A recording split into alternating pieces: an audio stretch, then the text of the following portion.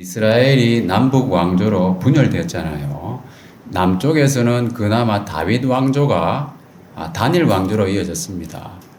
그런데 북이스라엘 왕국에서는 무려 9개의 왕조가 있었죠. 그래서 아주 혼란스러운 정치적인 상황이 자주 나타났었습니다. 그래서 북이스라엘 왕국은 말 그대로 세상 나라와 다를 바가 없었어요. 하나님을 섬기지 않고 우상을 숭배하는 나라였잖아요. 그래서 세상 나라와 거의 다를 바가 없는 나라였어요. 그러나 하나님의 택하신 백성들이었다는 겁니다. 참 아이러니한 일이 아닐 수 없습니다.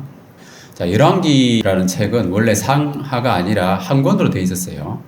근데 이 한 권으로 봤을 때 이 열왕기의 구조를 좀 살펴볼 필요가 있습니다. 구조를 보면 우리가 그 의미를 짐작할 수가 있잖아요.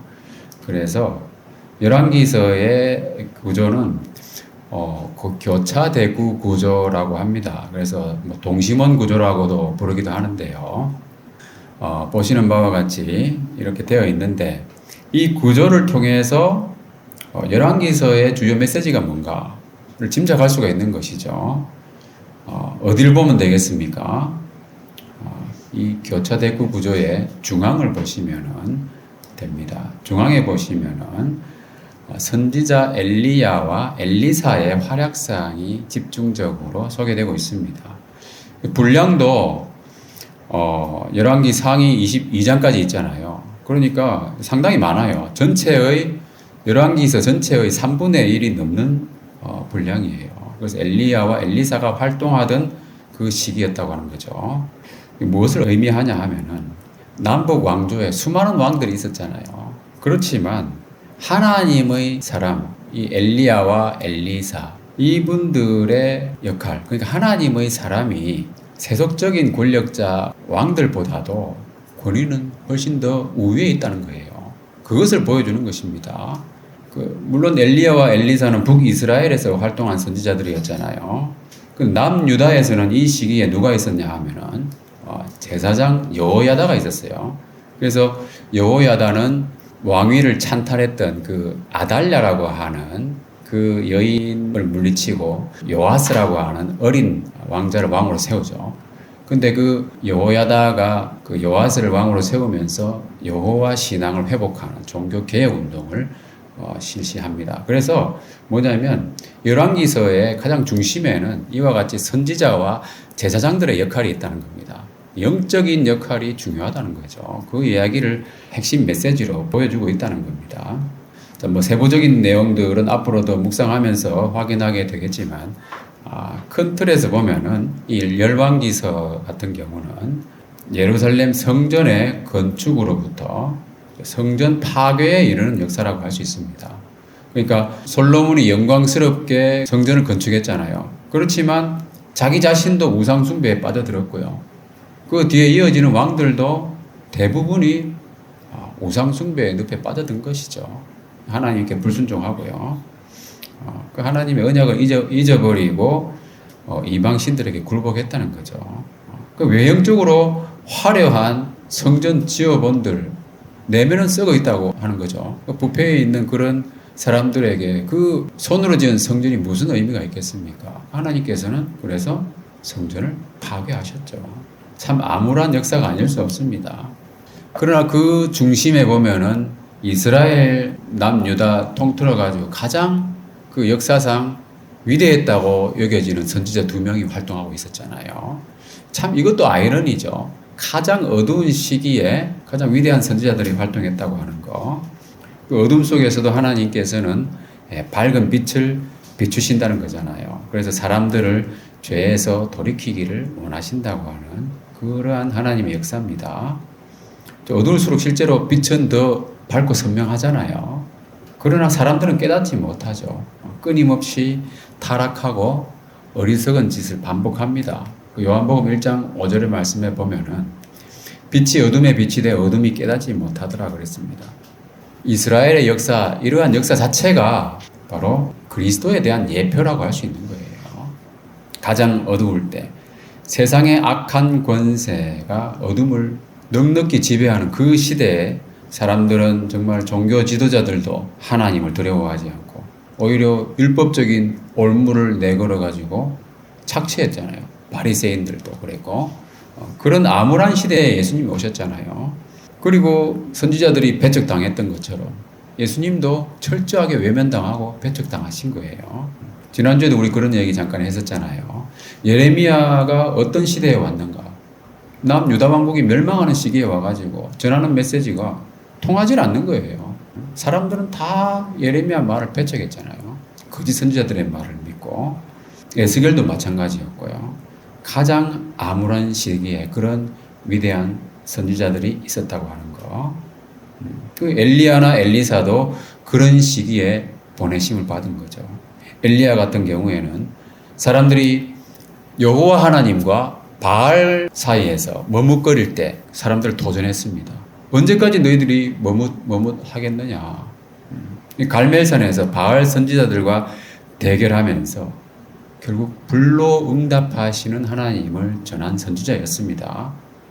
이 그림을 보시면은 하늘에서 불이 내려가지고 그 재물들을 다 태웠잖아요. 바알 선지자들은 그 전에 아무리 불러도 응답을 안 했잖아요. 자기 몸을 상하게 하기도 하고 뛰놀기도 하고 막 그랬습니다. 우상 숭배하는 사람들의 특징이 그런 거잖아요. 먹고 마시고 뛰논다. 말씀에도 나와 있습니다. 그래서 그랬지만은 엘리야는 이스라엘의 12지파를 기억하면서 이렇게 딱 돌도 놓고 각을 뜨고 해가지고 하나님께 기도했을 때 이렇게 응답이 있었습니다. 그러니까 누가 보더라도 명확하게 정말 하나님께서 선명하게 자신을 이렇게 계시해 주시고 나타내 주시는구나 하는 것을 볼 수 있는 가장 선명한 방법으로 하나님의 영광을 드러내셨죠. 근데 그 엘리야가 오늘 본문에서는 불로 심판하시는 하나님을 전하고 있다는 거죠. 이것도 잘 보면은 예수님에 대한 예표라고 할 수 있습니다. 뒤에도 말씀드리겠지만 예수님께서 오셔가지고 그죠? 죽으시고 부활하시고 승천하셨잖아요. 그 이후에 오순절날 성령이 불처럼 임했습니다. 그죠? 불로 응답하신 거예요. 사람들이 놀랐습니다. 성령의 불, 그러니까 불길이 타오르는 것처럼 확산되는 그런 놀라운 그 역사가 있었잖아요. 복음의 역사가. 그 이후에도 순종하지 않는 사람들은 어떻게 됩니까? 불순종하면은 지옥불의 심판을 받는다고 하는 것이죠. 자, 그래서 오늘 본문에 보면은 그 시대의 영적인 어둠, 이 짙게 깔려있는 그러한 실상을 잘 보여주는 사건이 기록되어 있는데요. 우선 1절에 보면은 아합이 죽은 후에 모압이 이스라엘을 배반하였다고 했습니다. 우리말 어순으로 보면은 첫 단어가 바로 아합이잖아요. 그런데 과연 이 구절의 히브리어 원문의 첫 단어가 뭘까요? 한번 맞춰보시기 바랍니다. 히브리어 원문으로 했을 때는 이렇게 나오는데 히브리어는 맨 오른쪽부터 읽거든요. 그러면은 우리말에 해당되는 의미로 따졌을 때 첫 단어가 뭐겠습니까? 어디 뭐 예습하셨나요? 맨 오른쪽 단어가 바로 파사흐라고 하는 배반했다는 말입니다. 그 뒤에 이제 모압이 이스라엘을 배반했다 이렇게 되는 건데 우리말 의미상으로는 열왕기 하에 첫 단어가 배반하다라는 그 의미라는 거. 의미심장한 거죠. 자, 여러분 창세기의 첫 단어가 뭡니까? 창세기의 첫 단어는 베르시트라고 해가지고 태초에라는 의미죠. 이게 바로 창세기의 책 이름입니다. 그죠? 출애굽기도 마찬가지고요. 레위기도 마찬가지고 모세오경도 다 첫 단어가 책 이름이 됐어요. 자, 그러면은 열왕기는 그렇지 않지만은 자, 만약에 우리가 열왕기 하를 첫 단어로 책 이름을 붙인다면 뭐가 되겠습니까? 배반에 대한 이야기라는 거예요. 자, 이 열왕기서의 저자는 상당한 문학적인 자질, 재능이 있는 분이었던 것 같아요. 물론 성경을 기록할 때는 성령님의 영감으로 기록되었지만 여러분들 아시다시피 사도 바울이 기록한 성경이랑 야고보가 기록한 성경이랑 다르잖아요. 그죠? 왜냐하면 그 사람의 지식이라든지 재능이라든지 이런 것들이 녹아 있는 거예요. 물론 성령님이 영감을 하셨지만 마찬가지로 이 열왕기서도 이 보면은 단어 하나하나에 상당히 신경을 써가지고 또 구조도 그렇고요. 상당히 문학적인 깊이를 볼 수 있는 그런 단어들이 꽤 있더라고요. 예, 오늘 그래서 원어를 좀 더 살펴보는 그런 구절들이 꽤 있습니다. 미리 말씀드립니다. 문학적인 표현들이 꽤 재미가 있습니다. 기대하셔도 좋을 것 같습니다. 아무튼 그 많은 왕들의 이야기를 기록하고 있는 책의 내용을 한 단어로 말하면은 배반이라는 거예요. 배반한 사람들의 이야기고 서로가 서로를 배반하고 나라가 나라를 배반하고 인생들이 서로 고발하잖아요. 그죠? 그게 인생이라는 거예요. 신뢰의 기반이 무너졌다는 거지 않습니까? 아무도 믿을 수 없는 세상이라잖아요. 워낙 사기가 많은 세상이고요. 부모 자식 간에도 요즘은 믿을 수 없는 세상이 되었습니다. 최근에 여러분 박세리 선수 기자회견 하는 거 보셨나요? 박세리 선수도 보니까 사기를 당했어요. 자기 아버지한테서. 자기 아버지가 사문서를 위조했어요. 도장을 박세리 그 희망재단인가 하는 그 재단의 도장을 위조해가지고 만들어서 문서를 위조하고요. 그러니까 자기의 빚을 청산하려고 그 시도를 했다는 겁니다. 박세리 선수도 기자회견을 하면서 눈물을 흘리면서 이제 더 이상 아버지 채무 변제는 못하겠다. 그죠? 공과 사는 구별해야 된다. 이런 얘기를 했었거든요. 얼마나 답답했으면 그렇게 나와가지고 그렇게 했겠습니까? 신뢰가 깨졌다는 거예요. 서로 배반하는 사회, 문화, 인생입니다. 당연한 것 같지만은 그게 죄로 얼룩진 모습이잖아요. 결코 바람직한 현상은 아니라는 거죠. 그래서 열왕기하의 첫 구절에 모압이 이스라엘 배반했다는 말은 아주 상징적인 말씀이에요. 관계가 다 깨졌다는 거예요. 중요한 것은 뭐냐 하면은 그 인간관계에서의 배반의 의미가 어디서 비롯됐느냐 하는 겁니다. 근원적으로요. 하나님과의 관계가 깨졌기 때문에 나타나는 현상이라는 겁니다.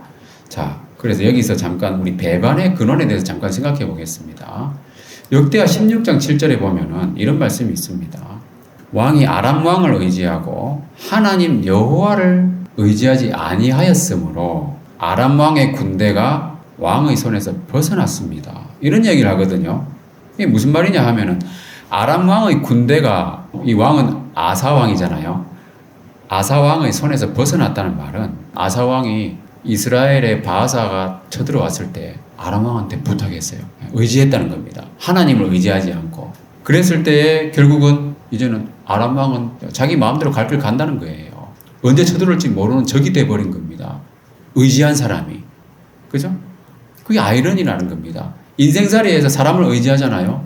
그 사람한테서 반드시 배신당하게 돼 있어요. 사람은 결코 의지할 사람이 아니라는 겁니다. 아람 왕을 의지했다는 말은 하나님을 의지하지 않았다는 거잖아요. 이것은 동시에 일어나는 거예요. 그죠? 왜냐하면 동시에 의지할 수 없기 때문에 그런 겁니다. 하나님을 의지하든지 그 아람 왕을 의지하든지 둘 중에 하나거든요. 사람이 두 주인을 섬길 수 없다고 그랬잖아요. 같은 원리예요. 의지하는 것도 하나님을 의지하면서 사람을 의지할 수는 없는 거예요. 또 이스라엘 왕도 그랬습니다. 이스라엘도 하나님을 무시하고 우상을 숭배했잖아요. 그죠? 그러니까 결국은 하나님을 배반했다는 거예요. 그러니까 모압이 이스라엘을 배반하는 거예요. 하나님을 의지하지 않았으니까. 그 원리입니다. 사람들 간에 우리도 가끔씩은 심하게 배신감을 느끼는 경우 있지 않습니까? 배신감을 느끼는 이유가 뭡니까? 믿는 도끼에 발등을 찍히는 이유가 그 도끼를 믿었기 때문에 그런 거잖아요.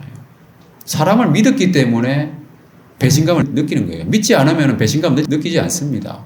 그죠? 최근에 저한테 저 아는 예전에 제가 아르바이트 할 때 같이 일했던 젊은 친구가 있는데 30대 중반 좀 됐나요? 지금 아마 그쯤 됐을 거예요. 그 친구가 문자로 해가지고 돈 좀 빌려달라고 하더라고요. 그 친구가 갚지 않을 거라는 걸 저는 알고 있어요. 빌려줬습니다. 그냥 준다고 생각하고 빌려줬어요. 그 처음에는 좀 갚더라고요. 근데 또 한참 지나가지고 또 빌려달라고 하더라고요. 이번에는 갚기 어려울 거다 생각하고 또 빌려줬어요. 그거는 그냥 그 사람한테 기대하지 않고 그냥 준 거예요. 그러니까 배신감을 저는 느끼지 않는 거예요. 그죠? 왜? 믿지 않으니까. 그러니까 믿으니까 배신감을 느끼는 겁니다. 그러니까 사람을 믿으면 안 된다는 거예요. 사람은 언제든지 변질할 수 있다는 거고, 내가 알지 못하는 그 사람 개인의 어떤 고유의 문제, 그런 게 있을 수 있잖아요. 뭐 결함이나. 그것 때문에 갑자기 마음이 바뀔 수도 있는 거예요. 우리는 오직 하나님만 믿어야 돼요. 연약하고 부족한 인생은 결코 의지할 대상이 아닙니다. 사람은 다 거짓되다고 했어요. 자, 시편 146편 말씀을 보면은 귀인들을 의지하지 말며 도울 힘이 없는 인생도 의지하지 말라 그랬어요. 귀인들이라고 하는 건 뭡니까? 재산도 많고 권력도 있는 그런 사람들을 의미하는 거거든요. 그런 사람들조차 의지하지 말라는 거예요. 왜냐하면 그런 사람들도 다 불완전한 인생이기 때문에 그런 거예요. 오직 의지할 대상은 뭡니까? 여호와 하나님, 창조주 하나님, 그죠? 완전하신 하나님이라는 겁니다. 우리는 이 하나님과 함께 하잖아요. 그 얼마나 감사한 거예요. 그죠? 감사해야 돼요, 우리 정말. 하나님은 완전하신 분이고 우리의 의지할 대상이라는 겁니다. 결코 하나님은 자기를 찾는 자를 멸시하지 않습니다. 자, 이렇게 하나님을 배반한 이스라엘의 상태가 오늘 본문에 나오는 이스라엘 왕을 통해서도 잘 나타나는데요. 하나님을 의지한다고 하는 것은 하나님을 신뢰하고 묻고 그 뜻을 따르는 것이라고 했습니다. 그런데 이스라엘 왕은 하나님을 신뢰하지도 않았고 하나님께 묻지도 않았다는 거예요. 자, 그 당시에 아하시야 왕이 다락 난간에서 떨어져서 치명상을 입었는데 그 사고를 당하게 되었을 때 그 병에 대해서 여호와 하나님이 아니라 에그론의 신 바알세붑에게 물으러 보냈다고 하는 사실입니다. 자, 바알세붑은 뭡니까? 바알과 세붑이 결합된 말인데요. 바알은 주인이라는 뜻이고요. 세붑은 파리의 의미입니다. 파리, fly. 그러니까 바알세붑은 뭡니까? 파리의 주인이라는 뜻이에요. 당시에 풍토병이 많이 있었잖아요. 파리를 통해서 질병에 걸리는 경우가 많았어요. 실제로 파리가 병을 옮기잖아요. 콜레라 같은 경우도 그렇고. 그러다 보니까 사람들이 파리 형상의 우상을 만들어가지고 거기다가 종교의식을 행하는 거예요. 그게 바알세붑 종교입니다. 그러니까 파리가 병을 많이 옮기니까 바알세붑은 질병을 주관하는 신으로 이렇게 발전된 거예요. 사람들의 생각 속에서. 그러니까 아하시아는 자기가 병에 걸렸으니까 이 병에 대해서 바알세붑한테 물어봐라 한 거죠. 참 한심한 일이 아닐 수 없습니다. 파리가 병을 옮기는 것은 맞지만 파리의 주인이라는 형상을 만들어가지고 거기다가 절하고 종교의식을 하면은 뭐 파리의 주인을 달래가지고 병을 고칠 수 있다. 이런 생각, 이런 발상 자체가 웃기는 일이잖아요. 얼마나 어리석습니까? 지난주 우리 시편 말씀에도 봤지만은 만물을 움직이는 분은 누굽니까? 여호와께서 말씀하신 즉 파리 때가 오며 그랬잖아요. 파리 때든 뭐든 만물을 주관하시는 분은 여호와 하나님이시라고 하는 거. 그것을 사람들은 기억하지 못했다고 하는 거. 그죠? 그래서 이 아하시아에 대해서 하나님 뭐라고 하시냐 하면은 자, 이스라엘에 하나님이 없어서 바알세붑에게 물으러 가느냐. 하나님을 무시했다는 거잖아요. 하나님을 무시하는 모습이에요. 뒤에 나오지만은 하나님을 무시한 그 모습은 또 뭐냐 하면 하나님이 보내신 사람을 무시한다고 하는 겁니다. 이스라엘 왕의 그 영적인 상태는 정말 처참한 상태라고 하는 거죠. 그러니까 하나님은 반드시 너는 죽을 거다. 이런 말씀을 전하게 하셨어요. 자, 하나님이 왜 아하시아에게 이런 말씀을 전하게 하셨는가? 왜 그랬을까요? 하나님을 외면하고 무시하는 그 사람들에 대해서 뭐 그 내버려두면 죽을 건 거의 확실하잖아요. 그죠? 얼마 안 가서 죽을 거니까. 근데 굳이 엘리야 그 위대한 선지자를 통해서 이 말씀을 전하게 하셨다는 겁니다. 이스라엘 왕에게 마지막으로 기회를 주시는 하나님이라는 겁니다. 뭐냐 하면은 아하시아가 다락 난간에서 떨어지는 사고를 당했잖아요. 사고를 당한 것도 그 우연이라고 할 수 있겠습니까? 그 왕이 그런 심각한 병에 걸리는 사고를 당했는데 참새 한 마리도 그냥 떨어지지 않는다고 그랬잖아요. 그죠? 분명히 뭔가 하나님의 섭리가 있었다는 겁니다. 그러니까 그에게 우상을 숭배하고 하나님을 배반한 그 아하시아 왕에게 하나님을 경험할 수 있는 기회를 주시려고 하는 거죠. 그러나 그는 그러지 않았다는 거죠. 여호와 하나님을 아예 생각지도 않고 무시하고 바알세붑에게 무리를 보냈잖아요. 그런데 중요한 것은 하나님이 그 상태에서 그냥 내버려 두지 않고요. 엘리야를 보냈다는 겁니다. 절묘한 타이밍에 에그론으로 가는 그 길목에 엘리야가 만났다는 거 아닙니까? 그 절묘한 타이밍에 하나님이 개입하셔가지고 엘리야를 통해서 심판의 메시지를 전하셨어요. 정말 마지막으로 돌이킬 수 있는 기회를 주신 것이죠. 그 사람들이 와가지고 엘리야의 말을 전했잖아요. 하나님의 말씀을. 이스라엘 왕이 뭐라고 했냐 하면은 그 사람은 어떤 사람이더냐 이렇게 물어봤어요. 이것도 이 원문으로 보면은 상당히 좀 의미심장한 이야기가 있습니다. 뭐냐면 개역 개정판에서는 이 원문의 의미를 추격해가지고 중요한 단어를 빼먹었어요. 참 안타까운 일입니다. 그런데 개역 한글판에는 있습니다. 뭐냐 하면 개역 한글판에 뭐라고 되어 있냐 하면 그 사람의 모양이 어떠하더냐 이렇게 되어 있어요. 근데 개역 개정판에서는 그냥 그 사람은 어떤 사람이냐 이렇게 되어 있잖아요. 모양이라는 말이 빠져 있어요. 이 모양에 해당하는 원어가 뭐냐면 미슈파트입니다. 여러분 혹시 기억나시나요? 제가 얼마 전에 구약 성경에서 아주 중요한 단어라고 이야기하면서 이 미슈파트라는 단어를 한번 소개한 적이 있었어요. 이게 뭐냐면 주로 하나님의 심판, 공의, 정의 이런 데 사용되는 판결, 그죠? 지난번에 바벨론 왕이 시드기야 왕을 신문했다 그랬잖아요. 그 신문에 사용된 단어가 바로 이 미슈파트입니다. 바벨론 왕이 그때 하나님의 권위를 가지고 불순종했던 그 시드기야 왕을 심판했다는 그런 의미잖아요.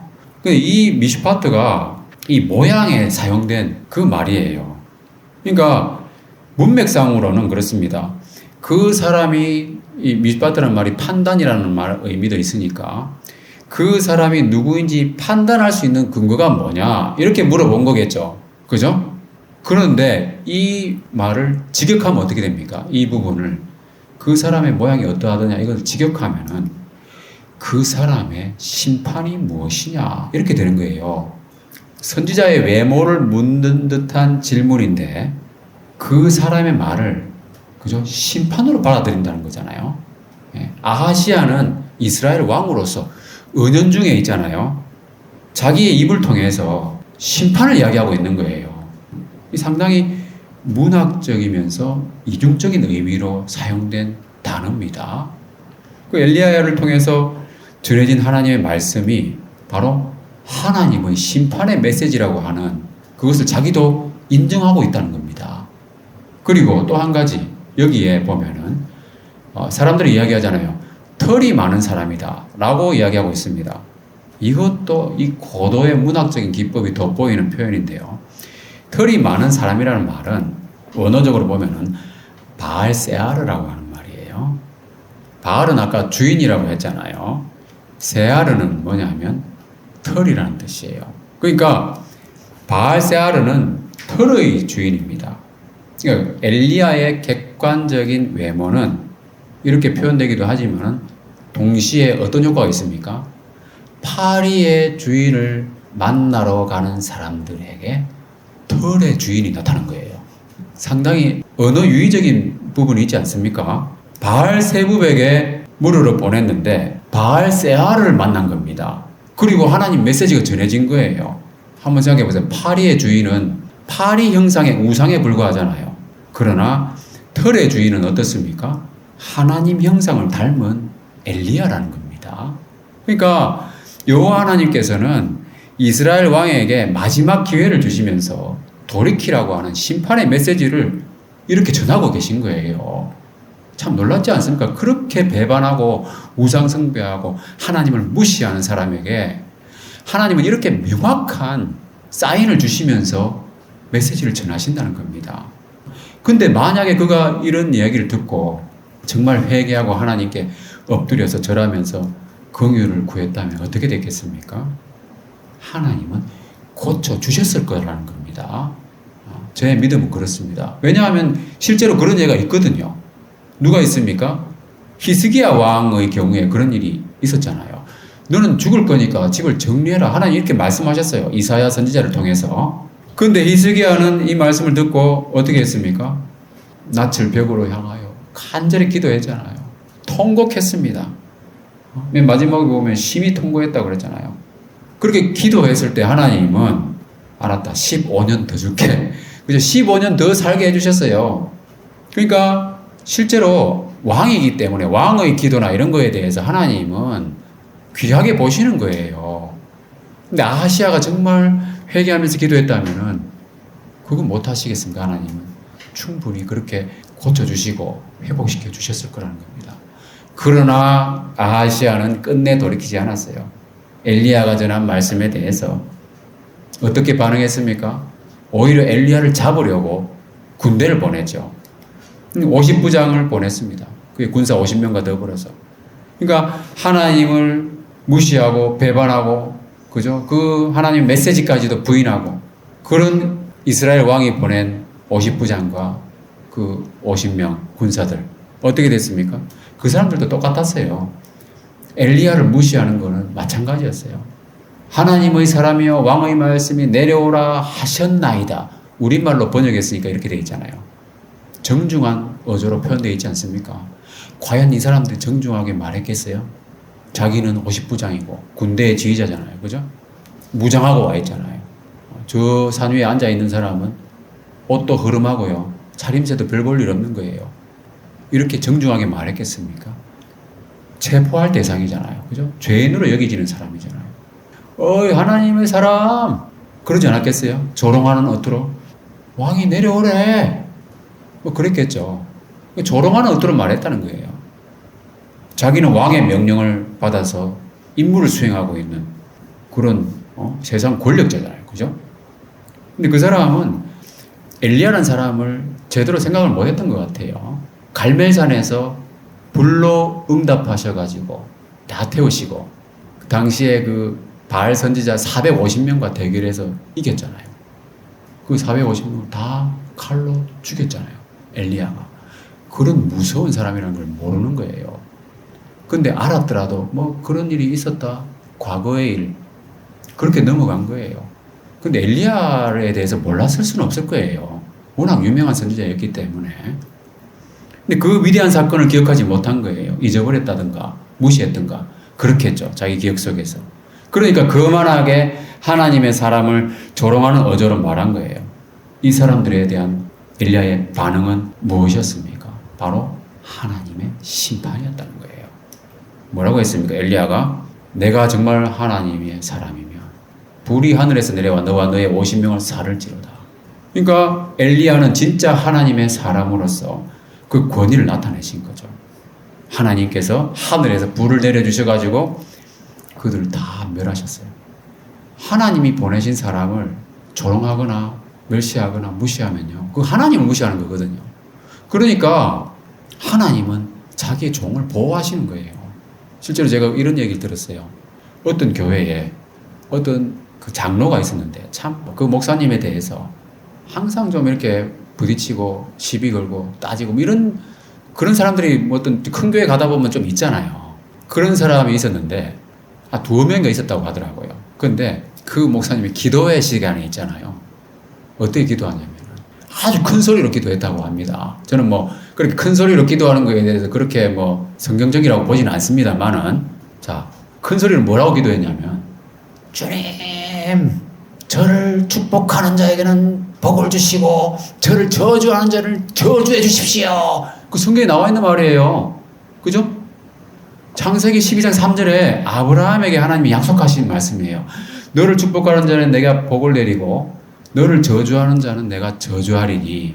이 말씀이 있잖아요.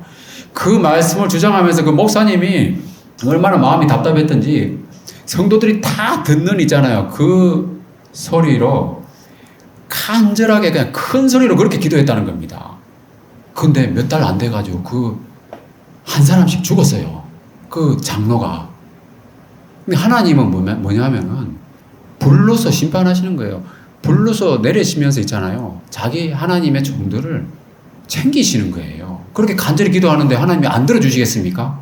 모든 거 다 버리고 하나님을 위해서 그래도 헌신한다고 사역을 하고 있는 분들인데 그렇게 간절히 기도하는데 성도들이 다 듣도록 하는데 하나님께서 명확하게 사인을 나타내 주시는 거잖아요. 이와 같은 거예요. 엘리야가 간절히 기도했겠죠. 여기는 단순히 너와 너의 50명을 살을지로다 되어 있겠지만은 갈멜산에서 엘리야가 기도했을 때 간절히 기도했잖아요. 그죠? 그와 비슷하게 했을 거예요. 군사들이 무기를 들고 올라오고 있잖아요. 엘리야도 사람인데 그러니까 불이 실제로 내려가지고 살라버렸어요. 근데 여기서 이제 살을 찌르다에 해당하는 이 말 있잖아요. 이것도 아칼이라고 하는 단어인데요. 엘리야가 갈멜산에서 바알 선지자들과 대결할 때에 하늘에서 불이 내려와 가지고 번제물과 나무와 돌과 흙을 태웠을 때 사용된 단어입니다. 그러니까 여기는 갈멜산인지 어떤 산인지 명칭은 나와 있지 않습니다만은 엘리야가 지금 있는 산 그리고 갈멜산 불이 살을 찌르다 그리고 그때 태웠다. 상당히 이게 매치가 되면서 언어적으로도 불로 응답하시는 하나님이 불로 심판하신다고 하는 것을 나타내고 있다고 하는 겁니다. 이 심판의 결과는 뭡니까? 무서운 불의 심판이었다고 하는 겁니다. 그래서 이스라엘 왕 아하시아는 그래도 정신 못 차린 거예요. 그죠? 이런 일이 있고 나서도 또 군대를 보냈습니다. 이 사람도 마찬가지였겠죠. 그때 그런 일이 있었는데 뭐 우연히 번개가 치든지 뭐 그렇게 했겠지 하고 생각하고 자기도 거만하게 말했습니다. 그죠? 엘리야한테. 그러니까 엘리야는 동일하게 대답했잖아요. 그러니까 하나님이 동일하게 응답하신 거예요. 예수님도 이 땅에 오셨을 때 많은 사람들이 그 메시아적인 기적적인 사건을 보면서도 사람들은 믿지 않았어요. 그죠? 오히려 예수님 멸시하고 십자가에 못 박고 조롱하고 모욕했잖아요. 근데 예수님은 달랐죠. 그 십자가에 못 박힌 상태에서 숨을 거두시기 전에 또 그 사람들을 용서해달라고 예수님은 기도하셨어요. 그죠? 예수님은 하나님이시니까 그게 가능하잖아요. 그죠? 그런데 중요한 건 뭡니까? 예수님께서 부활 승천하신 이후에 하나님이 아들이라는 것을 확증하신 이후에, 그죠? 성령의 불로서 그 오순절에 놀라운 기적을 보여주셨잖아요. 그 이후에도 끝끝내 부인하는 사람들한테는 어떻게 하십니까? 예수님 말씀하셨어요. 사람마다 불로써 소금 치듯함을 받으리라. 무서운 말씀이에요. 예수님이 뭐라고 하셨냐면은 내가 보낸 자를 영접하는 것은 나를 영접하는 것이고 또 나를 영접하는 것은 나 보내신 이를 영접하는 것이다. 그러니까 영적 지도자를 존중히 여기는 것이 정말 중요하다는 것을 말씀하고 계신 거예요. 실제로 그런 예가 많이 있습니다, 여러분. 복음의 일꾼, 예수님이 보내신 자를 존중히 여기는 것은 정말 중요하다. 이것이 바로 예수님을 존중히 여기는 것이고 더 나아가서 성부 하나님, 아버지를 존중히 여기는 것이다. 그래서 하나님은 뭐라고 하셨습니까? 한번 읽어보겠습니다. 시작. 나를 존중히 여기는 자를 내가 존중히 여기고 나를 멸시하는 자를 내가 경멸하리라. 하나님은 결코 업신여김을 받지 아니하신다는 겁니다. 하나님은 자기가 보내신 그 종들과 동일시하시는 거예요. 그 종들을 무시하는 사람은 하나님을 무시하는 사람이라고 하나님 보시는 거예요.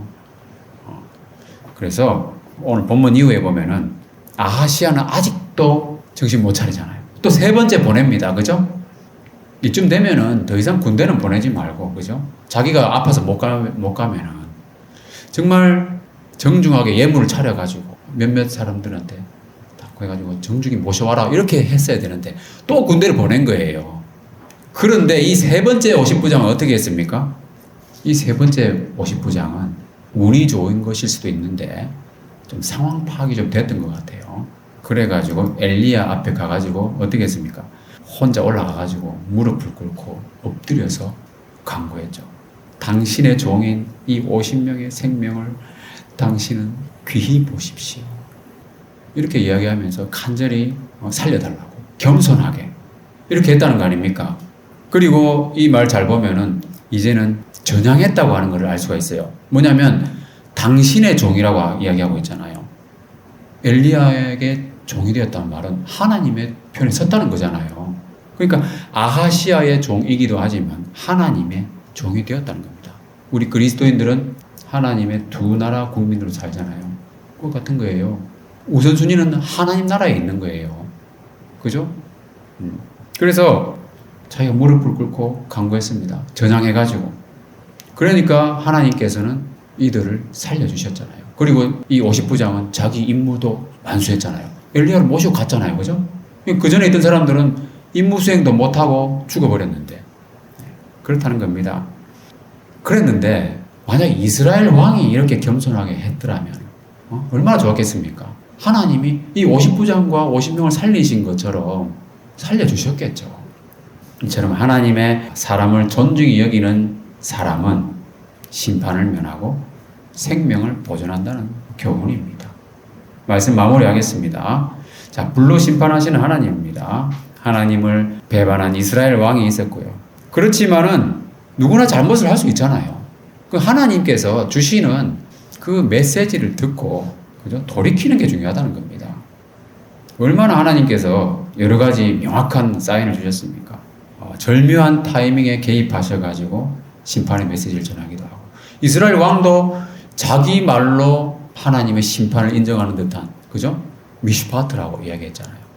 그리고 파리의 주인 바알세부를 만나러 가는 길에 털의 주인 바알세아를 만나기도 하고 이런 것들이 우연이라고 볼 수가 있겠습니까, 여러분? 그리고 불로 심판하는 그 놀라운 경험 2번씩이나 그러니까 이런 일들이 불로 응답하신 이후에 다시 하나님은 불로 심판하신다고 하는 이 메시아적인 예표가 담겨 있는 사건이라는 거예요. 그러나 끝끝내 부인하는 사람들에게 어떻게 하시겠습니까? 끝까지 하나님을 부인하고 그렇게 불로 응답하시고 이렇게 명확한 사인들을 보여주셨는데도 끝끝내 부인하면 결국은 불의 심판을 면할 수 없다는 거죠. 끝까지 사망의 길로 가겠다면 그건 누가 말립니까? 그거를. 어떤 어려움이나 시련이 있더라도 사람을 의지하는 것이 아니라 하나님께 묻고 하나님만 의지해야 된다. 그것이 하나님을 존중하는 겁니다. 그러면 하나님께서도 우리를 존중히 여기실 것이다. 자, 이 설교를 들으시는 모든 분들이 하나님께서 존중히 여기시는 경험을 하고 생명과 평안을 풍성히 누리는 플러스 인생 되시길 주님의 이름으로 축원합니다.